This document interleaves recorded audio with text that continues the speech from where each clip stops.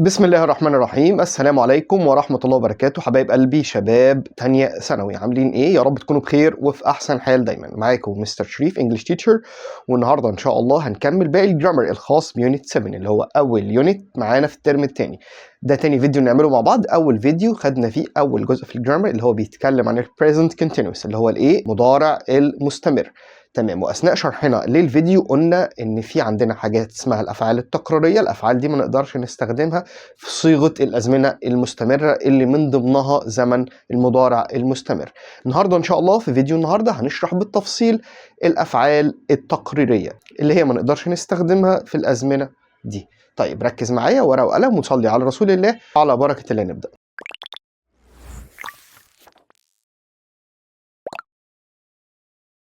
زي ما قلت لكم يا شباب في الفيديو الاولاني درسنا البريزنت كونتينوس اللي هو المضارع المستمر.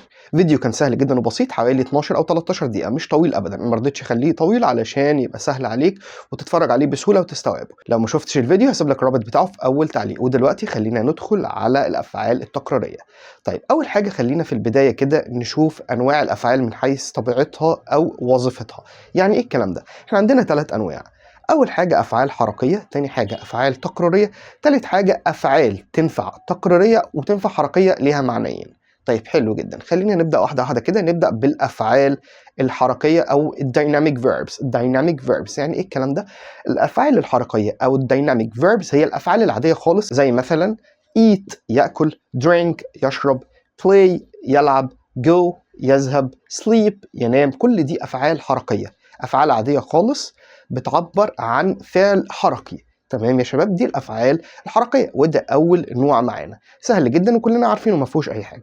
طيب بالنسبه لتاني نوع معانا وهي الافعال التكراريه، وهي دي اللي بيدور عليها درس النهارده. ايه هي الافعال التكراريه دي؟ دي افعال بتعبر عن حاله او صفه، ودي ما نقدرش نستخدمها في صيغ الازمنه المستمره. يعني ايه صيغ الازمنه المستمره؟ يعني الازمنه اللي بتنتهي الفعل فيها باي ان جي، زي ما خدنا المره اللي فاتت زمن البريزنت كونتينوس او المضارع المستمر. طيب كويس جدا. برضو في ازمنه تانية زي الماضي المستمر او المضارع التام المستمر او الماضي التام المستمر. كل دي ازمنه اسمها ازمنه مستمره، ما اقدرش استخدم فيها ستاتيك فيربس او افعال تقريريه. حد مثلا شباب ممكن يقول لي طب ليه مستر ما بنستخدمش الافعال التقريريه مع الازمنه المستمره؟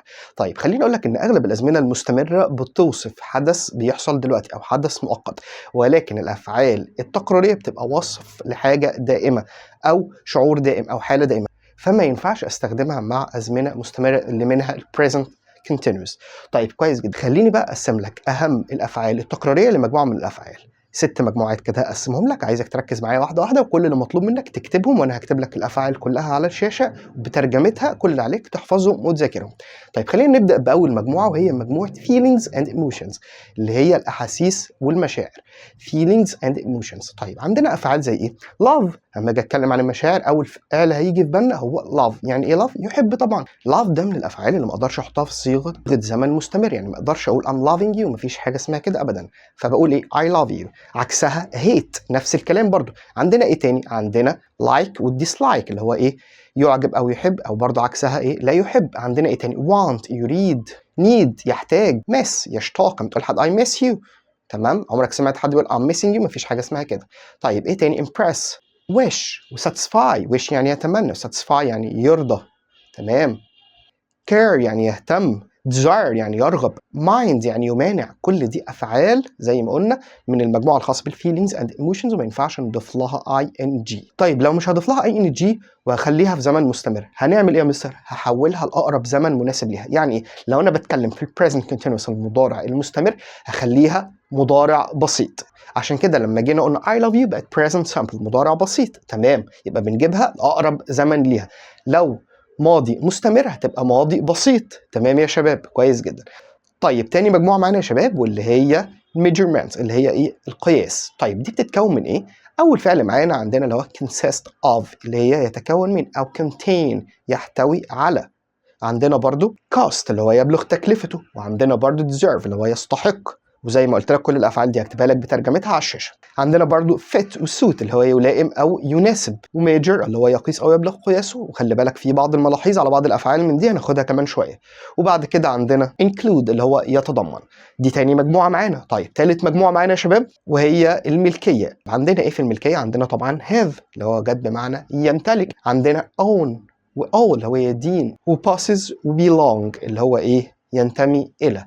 كل دي افعال الملكيه. طيب المجموعه اللي بعد كده وهي افعال ايه؟ sense، زي see، زي feel، زي hear يسمع، test smell، recognize يتعرف على. ما بنضيفلهاش ing، وخلي بالك قلت لك في بعض الملاحظات هناخدها كمان شويه على مجموعه من الافعال دي. طيب عندنا ايه تاني؟ افعال الحالات زي ايه؟ زي sounds يبدو، او seem يبدو، look وappear برضو بنفس المعنى. عندنا exist بمعنى يوجد، وعندنا برضو resemble اللي هي معنى يشبه. طيب كويس. اخر مجموعه معانا يا شباب وهي thoughts and opinion الاراء والافكار. طيب عندنا ايه في المجموعه دي؟ عندنا think، عندنا agree يوافق، disagree يرفض، suppose يفترض، عندنا برضو imagine يتخيل، believe يؤمن أو يعتقد، doubt يشك، suspect يشتبه فيه، matter يهم، concern و feel، deny و depend. deny معناها ينكر، و depend معناها يعتمد. understand طبعا understand معناها يفهم، know يعرف، remember يتذكر، forget ينسى. طبعا زي ما قلت لك الافعال كلها مكتوبه بترجمتها. طيب يا شباب خلينا دلوقتي ندخل على ثالث نوع وهي الافعال التقريريه والحركيه، يعني ليها معنيين، معنى تقريري ومعنى حركي. تمام، وده اهم جزء في الحلقه النهارده واهم جزء في محاضره النهارده، عايزك تركز معايا جدا لان كل التريكات بتيجي في الجزء ده. طيب احنا خدنا دلوقتي اول حاجه الافعال الحركيه وقلناها اللي هي الافعال العاديه خالص سهله ما فيش اي حاجه. تاني نوع الافعال التقريريه، قلنا افعال ما بتجيش في صيغه الازمنه المستمره وما ينفعش اضيف لها ing وشرحناها كلها. طيب هناك بقى مجموعه من الافعال ليها معنيين، معنى يجي فعل حركي ومعنى يجي فعل تقريري. طيب اذا لما اقول لك كده انت محتاج تعرف كل المعاني اللي بيحملها الفعل ده او كل المعاني اللي بيجي عليها الفعل ده. ولو جيب معنى فعل حركي اكيد هيبقى طبيعي ممكن نحطه في صيغه مستمره او نضيف له ing، ولو جيت معنى فعل تقريري ما ينفعش نضيف له ing. هي هنا دي بقى التركية، انك تبقى عارف ترجمه الفعل على حسب سياق الجمله اللي قدامك وتعرف ده تقريري ومش هضيف له ing واخليه في صيغه مستمره، ولا فعل حركي وهقدر اضيف له ing واخليه في صيغه زمن مستمر. تمام يا شباب. طيب عندنا مجموعه من الافعال هناخدهم مع بعض واحده واحده. اول فعل معانا هو be. طبعا عارفين كلنا ان فعل be معناه يكون، اللي هو ممكن يكون am is are was were اي حاجه من الحاجات دي. يعني لو جه بمعنى يكون او يوجد هستخدمه بمعنى تقريري مش هضيف له ing. ازاي؟ زي ما اقول لك he is very happy، he is very happy هو سعيد جدا، جت is وجه بعديها very happy عادي جدا، ما ضفتش ing ما ينفعش. هل ينفع اقول he is being very happy؟ ينفع اقول الجمله دي؟ لا طبعا ما ينفعش. ليه؟ لان هنا قلنا جايه بمعنى يكون، احنا قلنا لو جت بمعنى يكون او يوجد ما ينفعش اضيف لها ing. طيب لو جت بمعنى ايه؟ يصبح او يتصرف، هنا بقى ده هنا معنى فعل حركي، هنا هقدر اضيف لها ing. زي ايه؟ زي ما اجي اقول لك مثلا she is being boring، she is being boring انا هنا بوصف تصرفها، او ممكن اقول لك she is being silly، she is being silly بتتصرف بوقاحه. تمام، انا بوصف تصرفها دلوقتي. ده فعل ايه؟ هنا جاي بمعنى يتصرف. يبقى تاني يا شباب لو بي جت بمعنى يصبح او يتصرف هنا هتبقى فعل حركي وهقدر اضيف له ing. زي المثال اللي خدناه she is being silly هي بتتصرف مثلا بوقاحه، او she is being boring. تمام، حلو جدا. هنا ليه استخدمنا being كفعل حركي؟ لان انت بتوصف هنا تصرف او توصف حاجه مؤقته، فهنا جاي بمعنى يتصرف او يصبح، فهنا ضفنا له ing. تمام يا شباب، كويس جدا. طيب تاني فعل معانا وهو feel ليها برضو معنيين. اول معنى معانا اللي هو يعتقد، لما اقول لك I feel he is good انا اعتقد ان هو كويس، اعتقد هنا فعل تقريري فما ينفعش اضيف لها ing. تاني معنى معانا يعطي ملمس، لما اجي اقول لك مثلا this t-shirt feels soft التيشيرت ده ملمسه ناعم، يعطي ملمس. يبقى هنا في معنيين، لو جم بالمعنيين دول هيبقى تقريري ومش هقدر اضيفه في اي زمن مستمر او احط له ing، اللي هو يعتقد. تاني حاجه يعطي ملمس، اما جيت قلت لك من شويه I feel انا اعتقد he is a good man هو راجل كويس. تاني حاجه this t-shirt feels soft التيشيرت ده ملمسه ناعم. تمام، دي حاجه ايه؟ دائمه مش حاجه مؤقته، فمعنى الكلام ان ده هنا هستخدمه كفعل تقريري ما اقدرش احط له ing. طيب لو جت بمعنى يشعر هقدر استخدمها واضيف لها ing. ممكن اقول لك I'm feeling good، دي حالة انا حاسسها دلوقتي، او I'm feeling hot يعني اشعر بالحر. تمام يا شباب. طيب تالت فعل معانا نركز عليه وهو have ده لو جه بمعنى يمتلك طبعا مش هقدر اضيف له ing.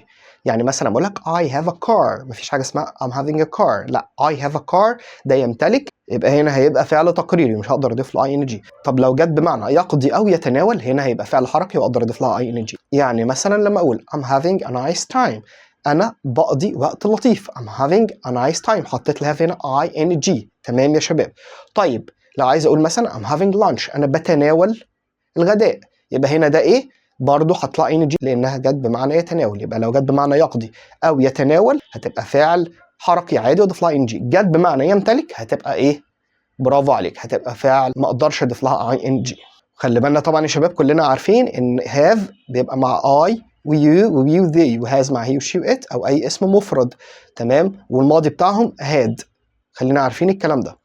طيب بعد كده الفعل اللي معانا وهو look لو جت بمعنى يبدو هيبقى ايه؟ هيبقى فعل تقريري. خلاص انت فهمت وحفظت. زي ايه مثلا؟ اما اقول she looks tired هي تبدو متعبة او شكلها تعبان، يبقى لو جت بمعنى يبدو يبقى فعل تقريري ما اقدرش اضيف له ing. طب لو جت بمعنى يبحث او ينظر، يعني مثلا بقول لك I'm looking at the view انا بنظر الى المنظر، هنا جت بايه؟ معنى ينظر، فهنا جت فعل عادي حركي اقدر اضيف له ing. لو جت بمعنى يبحث هقول ايه؟ ممكن نقول he was looking for his book هو كان بيدور على كتابه، فجت بمعنى يبحث او يدور على، فهتبقى هنا ايه؟ فعل حركي عادي ضيف له ing. يبقى لو جت بمعنى يبدو يبقى فعل تقريري مش هنضيف له ing. لو جت بمعنى يبحث او ينظر الى هيبقى ايه؟ فعل حركي عادي ونقدر نضيف له ing ونضيفه في الازمنه المستمره. الفعل اللي بعد كده معانا هو major معناها يبلغ قياسه او يقيس. طيب واحدة واحدة كده عايزك انت تقول لي لو هيقيس دي هتبقى تقريري ولا حركي؟ يقيس انا بقيس الحاجة، يبقى ايه؟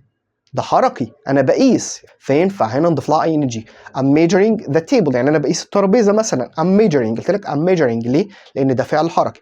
طب لو يبلغ قياسه هل ده فعل ممكن يتغير؟ لا دي حاجة دائمة. يبلغ قياسه لما اقول لك مثلا The river measures 30 kilometers in length، يعني ايه؟ يعني النهر يبلغ طوله 30 كيلومتر. طيب حلو جدا، انا هنا استخدمت لما جه معنى يبلغ طوله كفعل تقريري ما ضفتش ing لان دي حاجة ثابتة حاجة دائمة. تمام. طب لما استخدمت ان انا بقيس حطيت ing عادي. يبقى اذا لو جه معنى يبلغ قياسه او يبلغ مقاسه نستخدمه كفعل ايه؟ كفعل تقريري ما اقدرش اضيف له ing. لكن لو هستخدمه كفعل يقيس هنا هيضيف له ing ويبقى فعل حركي عادي زي ما قلنا he is measuring the length of the table. طيب الفعل اللي بعد كده يا شباب هو see. كلنا عارفين الفيرب see معناه يرى ولكن ليه معنى تاني اللي هو يقابل. طيب لو جت بمعنى يرى فده كده هيبقى فعل تقريري مش هنضيف له ing ولا هيبقى مع الازمنه المستمره.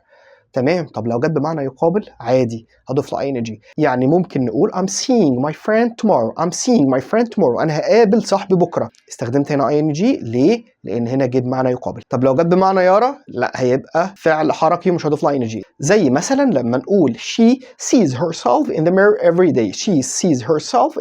every day هي بتشوف نفسها في المرايه كل يوم. تمام. ده كده بمعنى يرى هيبقى فعل تقريري مش هضيف له ing.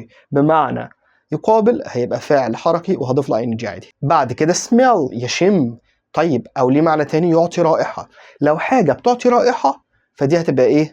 دي هتبقى فعل تقريري مش هضيف لها ing. طب يشم فالحاجة اللي بتشمها دي انت دلوقتي ايه؟ I'm smelling smell يشم ضفت لها ing فاسمell بمعنى يشم ده فعل حركي. طب لو بمعنى يعطي رائحة هيبقى فعل تقريري. طيب ناخد مثال لما اقول مثلا I'm smelling the food انا بشم ريحة الطعام. طيب لو قلت the food smells good أو delicious the food smells delicious يعني إيه؟ يعني الطعام يعطي رائحة جميلة أو لذيذة. يعني هنا لو جيب معنى يعطي رائحة هيبقى فعل تقريري مش هضيف له ing.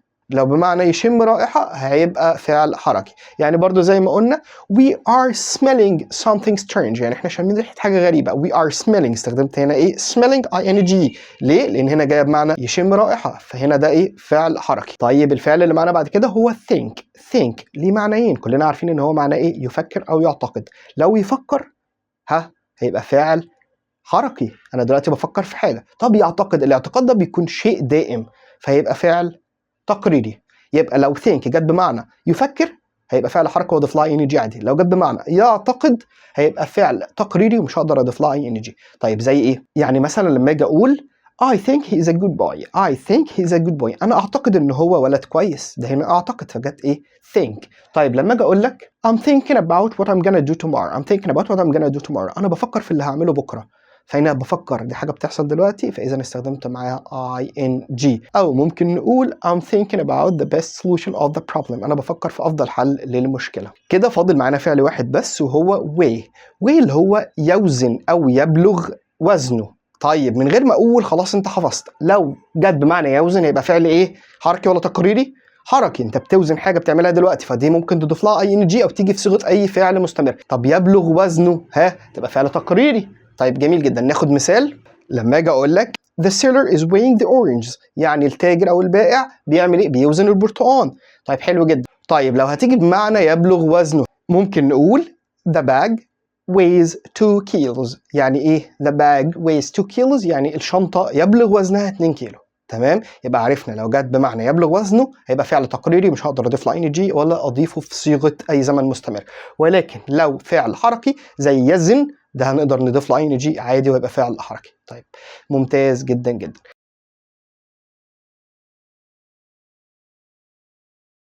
ناخد جملة بقى ونشوف كده هنعرف نحلها مع بعض أو لأ. طيب أول جملة لو جيت قلت he not strange voices now. he not strange voices now. هو بيسمع أصوات غريبة دلوقتي. هقول إيه الإجابة؟ hear is hearing, hears, heard. طيب تاني جملة معانا لو جيت قلت we not lunch now. we not lunch now. هقول have, are having, has. طيب يا شباب الجملتين دول انا مش هحلهم معاكم، ولكن مطلوب منك تكتب لي الحل في التعليقات لو انت فهمت، وانا هرد عليك بنفسي. وطبعا مش محتاج اقول لكم لو حد وقف قدامه اي حاجه او مش فاهم اي حاجه يقدر يبعت لي على رقمي الشخصي اللي هسيبه لكم في وصف الفيديو، او يكتب لي تعليق وهرد عليه بنفسي. وما تنسوش طبعا تشتركوا في جروب الفيسبوك اللي انا عامله لكم جديد علشانكم عشان نقدر نتواصل مع بعض بصوره اسهل واسرع. ولو الفيديو عجبك ما تنساش تعمل لايك للفيديو واشتراك في القناه. شكرا جدا لمشاهدتكم، والسلام عليكم ورحمه الله وبركاته.